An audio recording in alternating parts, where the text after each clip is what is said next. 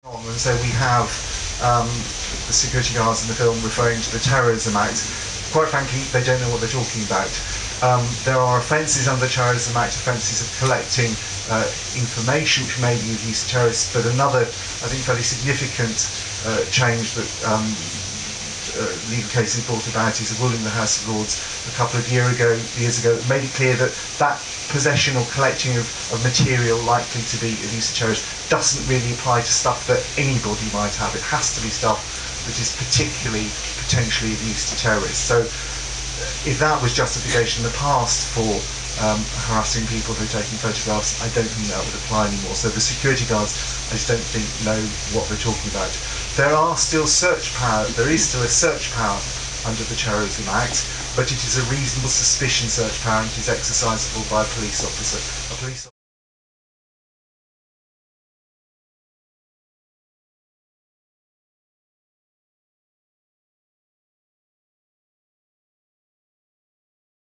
What I would just like to say is thanks for the invite. It's not often that the private security industry get invited to attend such sort of forums, if you like.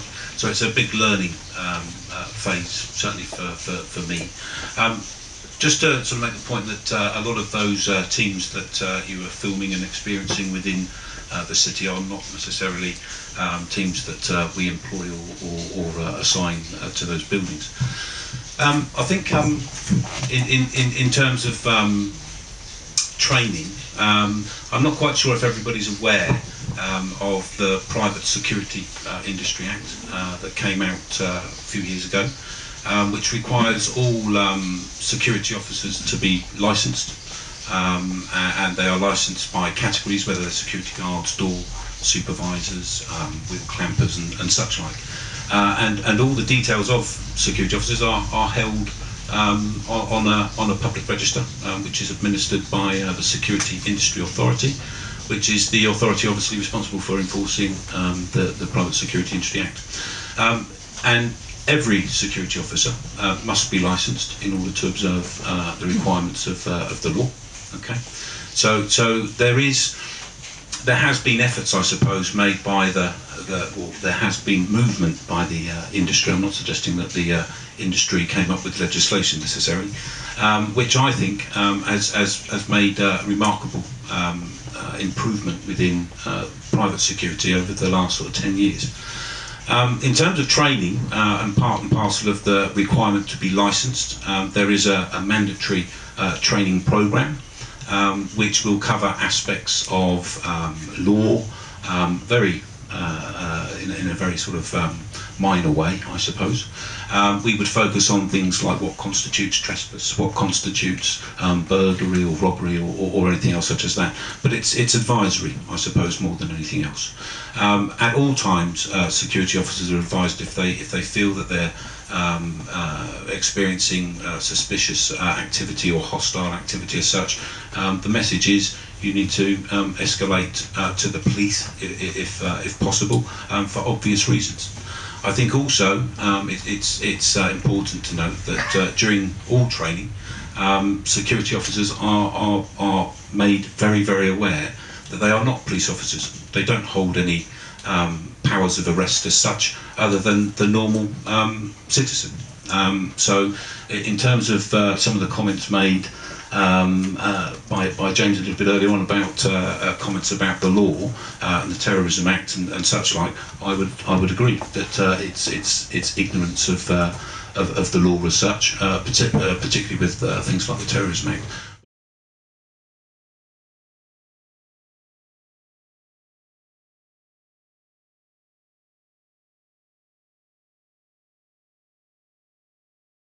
The other theme I was describing in the book is the growing encroachment of private management of public places, which is bringing in a lot of these approaches. Business improvement districts, for example, have very similar approaches to street photography and photographers, although as privately owned places, although actually this is public land. So, you know, the issues become really blurred, and it's sometimes difficult to know if you're actually in a private place or a public place.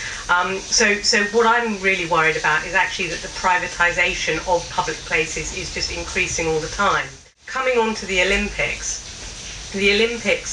which is basically a very large regeneration project encompassing Stratford City, which is it's going to be an enormous shopping complex, and the Olympic Park, which is going to be actually it's described as Britain's first park since the Victorian era, and it's also going to be Britain's first entirely private park.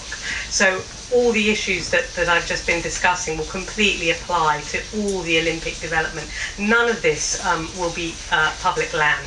Now, alongside that, the Olympics have long had a reputation for very high levels of security, which actually is an opportunity for security to be tested out during the Olympics, and very often it leaves a legacy of security innovations which remain with the city for years to come. And something I've written about is the use of drones by the police, which is a sort of these are the unmanned aerial vehicles which are used in military warfare, used in Iraq and Afghanistan, and they've been modified for civilian use. And these are now, I'm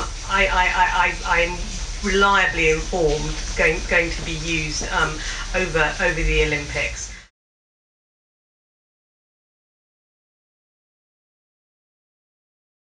What we know is that we have what the police told me they call the crime paradox, which is that, you know, essentially crime, including violent crime, and I have looked into the facts and figures for this very complicated and difficult subject, you know, in quite a lot of depth. But basically, crime has been falling steadily since 1995, and yet fear of crime has been really going through the roof. In fact, security is a very emotional subject, and it's a very sort of counterintuitive subject. And although people very often want it and think it will make them feel safer, actually it does contribute to a growing fearfulness and lack of trust between people. Now,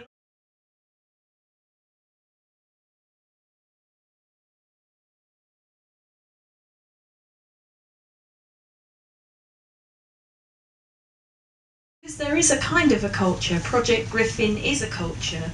It's a culture in the city. It's building a culture of protection.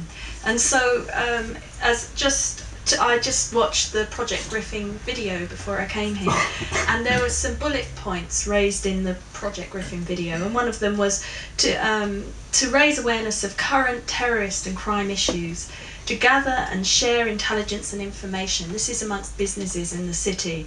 To build and maintain effective working relationships, again with businesses within the city and security companies taking care of buildings. Obviously to seek solutions to terrorism and crime, and to maintain trust and confidence in the police and other authorities. So there is, you are quite right in saying that there is a culture of protection that's developing, but what isn't happening is the opportunity for ordinary people and individuals. And if you think about it, journalists and freelance journalists are often acting as self-employed people, so they don't have as many organisations as a business, as a network to act on their behalf when they're taking photographs. So when it's just one person that's being stopped by two big guys, that's quite intimidating, that's quite bullying. That then makes people very anxious in their working environment. People start looking around, and you're actually creating a perpetuating cycle.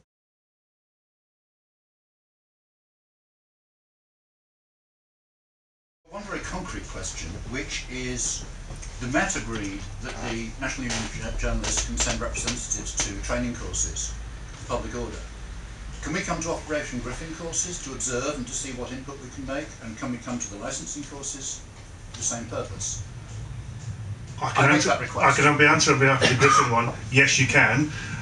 What I would not want to do is open it up so that we get hundreds of people turning up. But we actually had this conversation on Friday, and we've agreed that representatives from this community, and there's also some issues around people who are drawing and sketching as well, and I don't know whether there's organisations, but certainly representatives, and we're going to arrange some days for people to come in and actually see what we're delivering, see it firsthand, and give us feedback as well.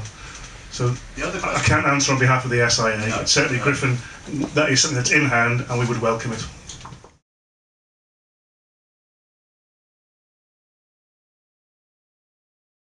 We would encourage individuals to participate in Griffin for obvious reasons. We are not, we're not required to do so. We're not told that we have to do so by the police or anything else such as that. It's really about trying to create an awareness within a security officer's mind of what actually is around them, how other sort of security officers and security companies liaise with the policing agencies and such like.